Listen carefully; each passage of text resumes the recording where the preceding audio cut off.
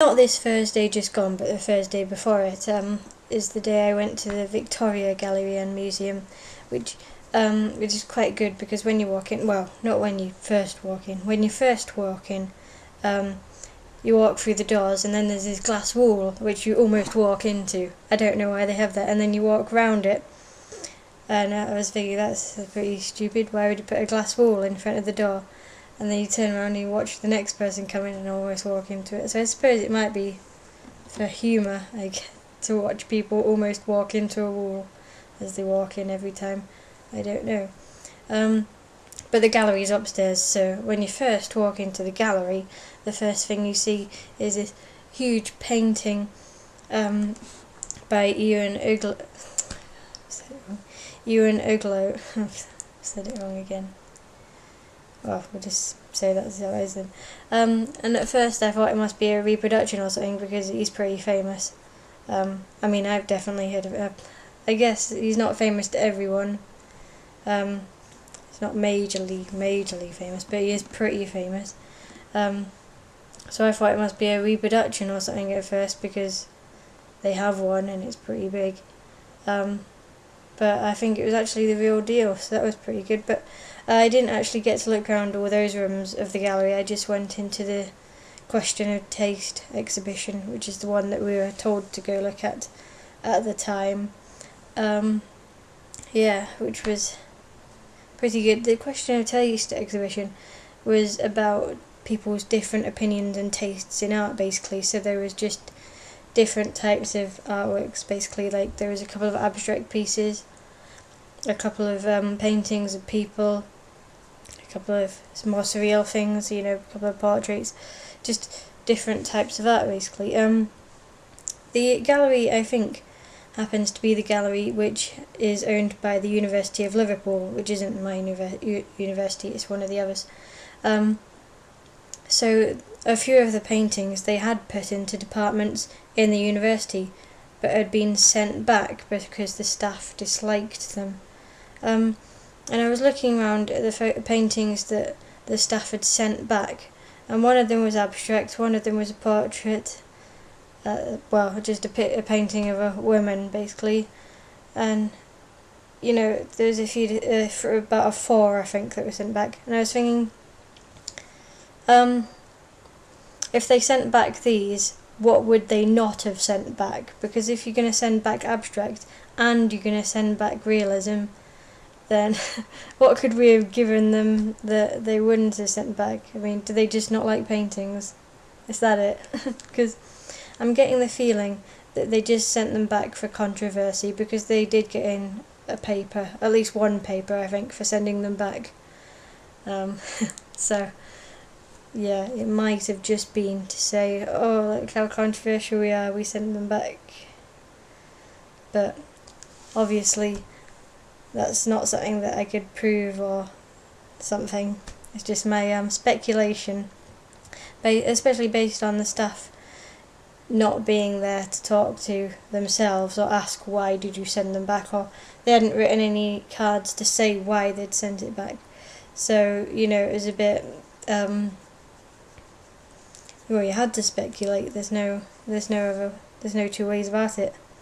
You haven't got any other information to go on other than the fact that they sent it back. I don't know.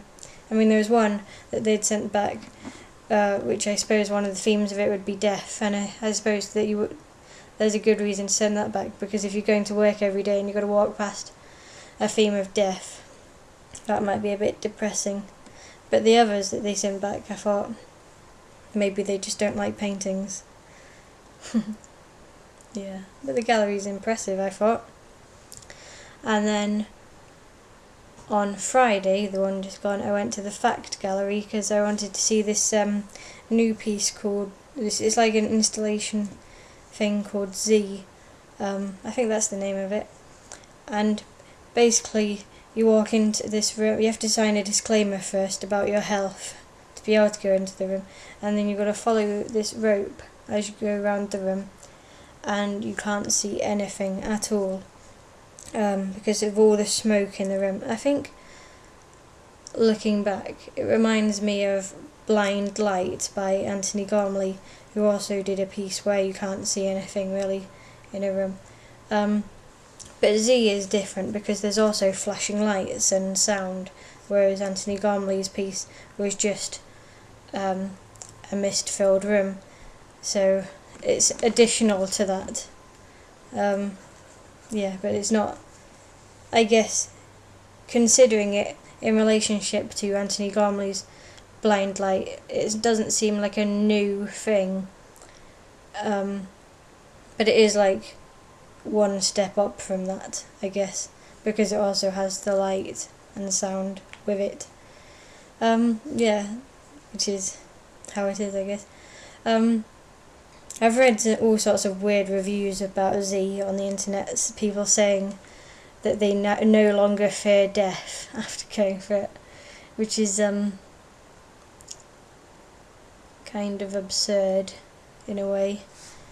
Or it seems like it builds up a lot of hype to say all these reviews about it. If you read them, it sounds like a huge amount of building your heart up and having to sign a disclaimer before you go in. That builds up more hype, and you're thinking, wow, this thing must be really amazing and weird because you have to sign a disclaimer, and some people come out saying all sorts of weird things about it, so it must be something special. I guess it is. I mean, it is kind of different. It does feel weird going around it. I went around it and I had no idea how long I'd been in the room, because you're just following the rope and you can't see anything. You've got no point of reference. You can't see the person in front of you or behind you. So I came out. I said, "How long have I been in there?" I've been in there something like, well, it's 12 minutes long, the maximum you could be in there. So I had definitely been in there a few minutes, but there's no way of telling when you're in there. I don't think how long or how much time has passed, and it doesn't seem like it's going slow or fast because you're focused so much on your senses being taken away from you, basically, I imagine. That's basically all I can say. I'm going to have to go there again, though, for two reasons. Firstly, when I came out, I asked the guy, if you took a camera in there, would it see what you see? And he said, no. But I'm not sure whether or not that is true, actually, because it's smoke and lights. Smoke and lights aren't things I think the camera would not see exactly. I mean, it might see them differently to me, but I think the camera would still see something. And also the sound of it. I think I've forgotten what Z sounded like, to be honest. Because afterwards, I mean, I remember that there was all smoke and the lights made me see like stars, but to be honest, I need to go around again to fully remember what happened in there exactly.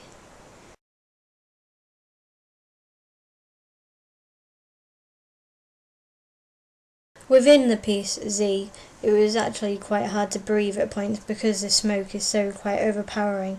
I mean, I had to cover my nose, I think, because they told me beforehand, don't open your mouth and inhale much of it.